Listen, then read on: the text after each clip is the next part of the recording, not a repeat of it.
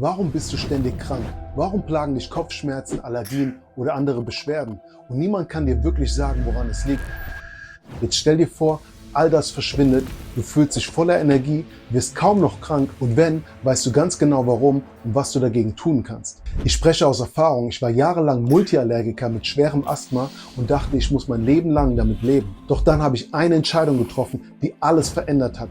Egal was dich gerade belastet, die Informationen in diesem Video könnten dein Leben verändern. Also bleib auf jeden Fall bis zum Schluss dran.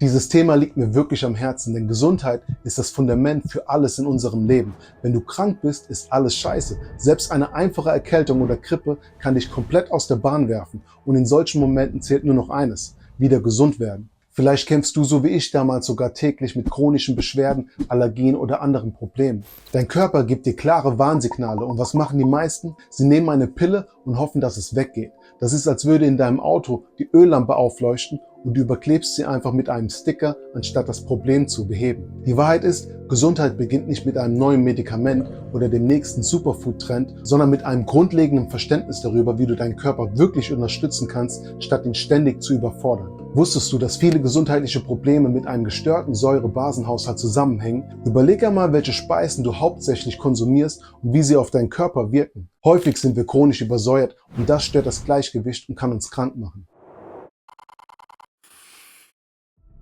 Hast du dich jemals gefragt, ob das, was du dir gerade in den Mund steckst, wirklich noch lebendig ist oder nur industriell verarbeitet und tot? Alleine diese Frage zu stellen und bewusst öfter zu frischen, unverarbeiteten Lebensmitteln zu greifen, wird dein Leben komplett verändern. Unser Körper ist nicht nur eine hochkomplexe, perfekt abgestimmte Maschine, sondern auch eine elektromagnetische Einheit. Lebendige Nahrung wie frisches Obst und Gemüse trägt eine natürliche elektromagnetische Ladung in sich, die uns mit echter Energie versorgt. Kurz gesagt, dein Körper lebt. Gib ihm keine tote Nahrung. Das ist eine Form, deinen Körper aktiv zu unterstützen, aber genauso wichtig ist es, ihn nicht permanent zu überfordern und zu vergiften. Ein weiteres Beispiel ist Aspartam. Er ist ein beliebter Zuckerersatzstoff, der als kalorienfreie Alternative beworben wird und steckt in fast allen Zero-Getränken, vielen Kaugummis und Light-Joghurts. Es gibt etliche Studien, die behaupten, Aspartam sei unbedenklich. Doch fast all diese Studien wurden von der Süßstoffindustrie finanziert. Das wäre, als ob eine Pizzeria Studien finanziert, die beweisen, dass Pizza das gesündeste Frühstück ist. Unabhängige Studien zeigen klare Zusammenhänge zwischen Aspartam und Krebs, Tumorbildung und sogar einer Senkung des IQs. Aber keine Sorge, ich werde dich hier nicht mit einem riesigen Vortrag über Chemikalien langweilen. Deswegen hier ein kurzes, knackiges Best-of. Fluorid ist in Zahnpasta und Trinkwasser, schwächt die Knochen und senkt den IQ. Bisphenol A in Plastikverpackung, schlecht für die Hormone und Herzkreislauf. Parabene in der Kosmetik, stört Hormone und erhöht das Brustkrebsrisiko. Glutamat ist im Fertiggericht, macht Kopfschmerzen und schädigt Nerven. PFAS, Antihaftbeschichtung, verursacht Krebs und macht unfruchtbar. Phthalate, Weichmacher in Plastik, führt zu Hormonstörungen und Unfruchtbarkeit. Aluminium in Deos und Impfstoffe verursacht Alzheimer und Nierenschäden. Oder auch nicht, je nachdem, wer die Studie finanziert hat. Ach, nicht so wichtig. Was gibt's hier Neues? Mal ehrlich, warum solltest du deinem Körper etwas zumuten, das auch nur im Verdacht steht, dir zu schaden? Du hast immer die Wahl. Es gibt gesündere Alternativen. Das waren nur Beispiele, um dir klarzumachen, in was für einer Welt wir leben. Denn wer glaubt, dass die milliardenschwere Lebensmittelindustrie und Pharmakonzerne unsere Gesundheit im Sinn haben, glaubt wahrscheinlich auch, dass Babys nur kacken, wenn sie eine Pampers tragen.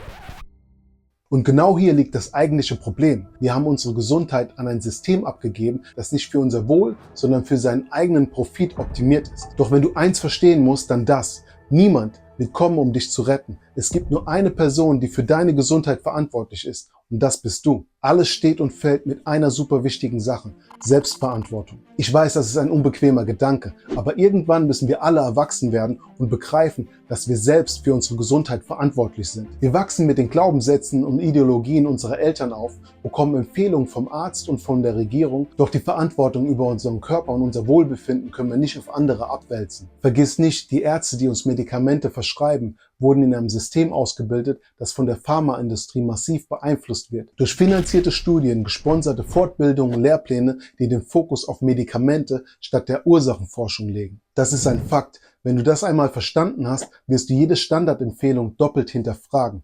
In den 90ern bekamen Kinder zum Beispiel bis zum 3. Lebensjahr im Schnitt 9 Impfungen. Heute sind es 20 bis 25 und das ist absolut erschreckend, wenn man bedenkt, dass diese Impfstoffe Zusatzstoffe wie Quecksilber, Aluminium und Antibiotika enthalten. Und das spritzen wir ernsthaft in unsere Babys. Natürlich nur im Namen der Gesundheit. Hast du dich jemals gefragt, welche Inhaltsstoffe tatsächlich in einer Impfung stecken? Oder hast du jemals eine Packungsbeilage eines Impfstoffs gelesen? Die meisten glauben, mehr Impfungen ist gleich weniger Krankheiten. Doch die Realität zeigt ein anderes Bild. Chronische Erkrankungen bei Kindern nehmen immer weiter zu.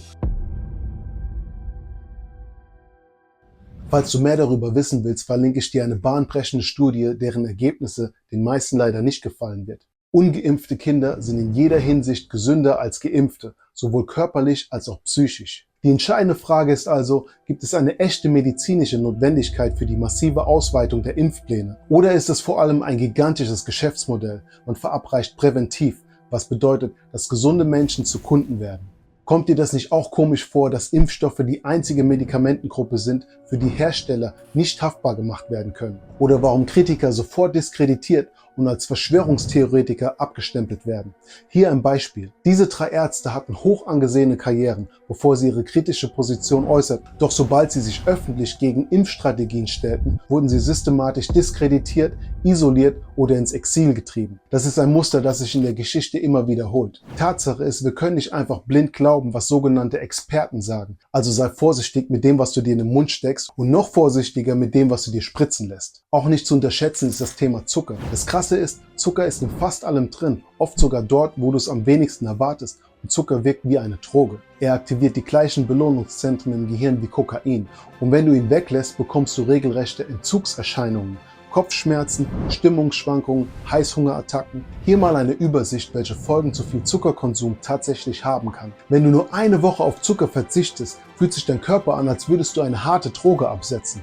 Das ist krass. Aber danach, dein Energielevel stabilisiert sich, Heißhungerattacken verschwinden, deine Haut wird besser, dein Kopf klarer, dein Körper kann endlich wieder ohne diesen ständigen Blutzucker-Achterbahnmodus funktionieren. Probier's mal aus, dein Körper wird es dir danken. Wenn dir das Video bis hierhin gefallen hat und du einen Mehrwert daraus ziehst, dann zeig's mir mit einem Daumen nach oben und teile auch unbedingt dieses Video. So hilfst du nicht nur dem Kanal, sondern auch anderen Menschen, die diese wichtigen Infos brauchen. Und jetzt kommen wir zu der Entscheidung, die mein Leben radikal zum Positiven verändert hat. Seit meiner Kindheit hatte ich schweres Asthma und war Multiallergiker. Ich hatte eine riesige Liste an Dingen, die ich nicht essen durfte. Dazu kamen Allergien gegen Hausstaub, Frühblüher, Milben, Nickel, Hunde, Katzen, Pferde. Total crazy, aber so war es.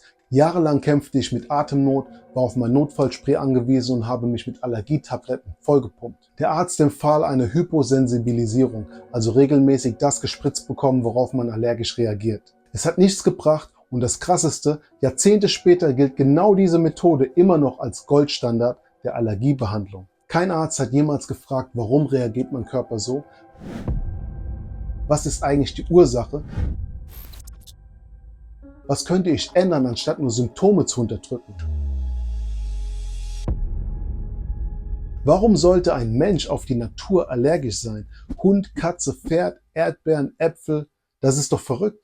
Der Körper wehrt sich nicht gegen die Natur, er wehrt sich gegen das, was wir ihm antun. Und genau da liegt der Punkt. Als ich aufgehört habe, Fleisch zu essen, sind all meine Beschwerden auf einen Schlag verschwunden. Ich hatte keine Ahnung, dass das passieren würde, aber am Ende war es der beste Nebeneffekt überhaupt. Kein Asthma mehr, keine Allergien mehr, kein Notfallspray. Und ich bin nicht der Einzige. Später habe ich mehr Menschen kennengelernt, denen es genauso ging. Ich bin jetzt 10 Jahre Vegetarier und mit dieser Entscheidung hat sich mein Leben in jeder Hinsicht zum Positiven verändert. Aber das heißt nicht, dass jeder Vegetarier werden muss. In erster Linie geht es darum, bewusster mit dem umzugehen, was wir zu uns nehmen. Qualität und Maß macht den Unterschied.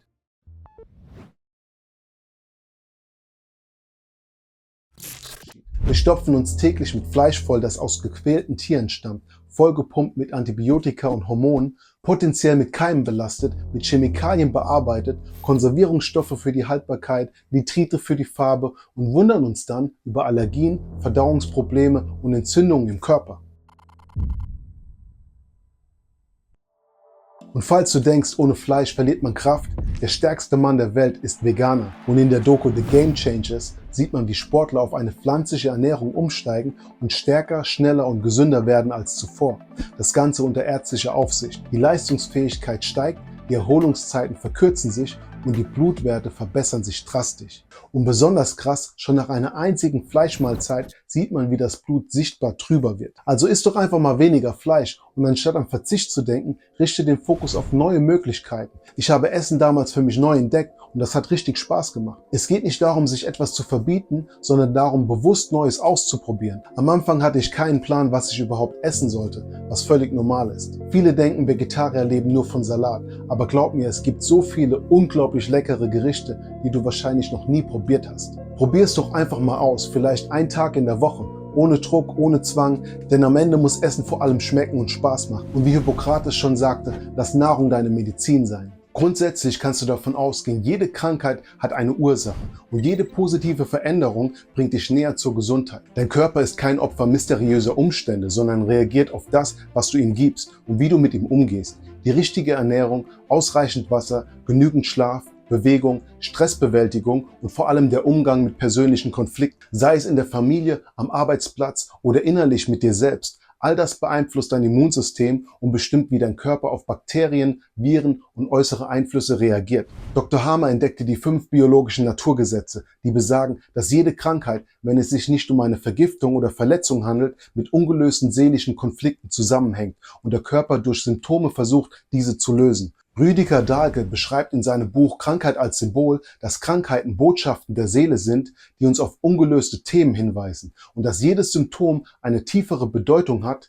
die in seinem Werk entschlüsselt werden kann. Sehr empfehlenswert, ich packe dir den Link in die Beschreibung. Gesundheit ist ein großes Thema, aber es ist nicht kompliziert. Wenn du das Grundverständnis hast, das ich in diesem Video vermitteln wollte, ist der Weg eigentlich klar. It's simple, but not easy. Wenn du ständig krank bist oder mit chronischen Beschwerden kämpfst, dann übernimm Verantwortung. Dein Körper spricht mit dir. Hör auf die Warnsignale und setz dich mit deiner Gesundheit auseinander. Vielleicht ist es ein ungelöster Konflikt, der deine Energie blockiert. Vielleicht belastest du deinen Körper mit Stoffen, die nichts in deinem System zu suchen haben. Oder es sind schlechte Gewohnheiten, die dich aus dem Gleichgewicht bringen. Jede Sekunde erschafft dein Körper Millionen neuer Zellen. Etwa alle 7 Jahre wird dein Körper im Grunde komplett erneuert. Die Augen, mit denen du dieses Video gerade siehst, sind in den letzten Jahren vollständig regeneriert worden. Es liegt an dir. Willst du deinen Körper mit Gift und totem Essen füttern oder mit lebendiger, heilender Nahrung versorgen? Die Entscheidung triffst du jeden Tag. Es gibt noch so viele wichtige andere Aspekte wie Intervallfasten, Vitamine oder Schlaf, die einen riesigen Einfluss auf deine Gesundheit haben. Aber all das würde den Rahmen dieses Videos sprengen. Mein Ziel war es, dir eine solide Basis zu geben mit den Erkenntnissen, die mein Leben verändert haben und das Fundament für alles weitere bilden. Jetzt interessiert mich, was hältst du von den Themen, die ich angesprochen habe? Und warum denkst du, leiden so viele Menschen in den modernen Gesellschaften unter chronischen Gesundheitsproblemen? Schreib's mir in die Kommentare. Danke fürs Zuschauen. Ich hoffe, du konntest etwas Wertvolles für dich mitnehmen. Bleib gesund und bis zum nächsten Mal.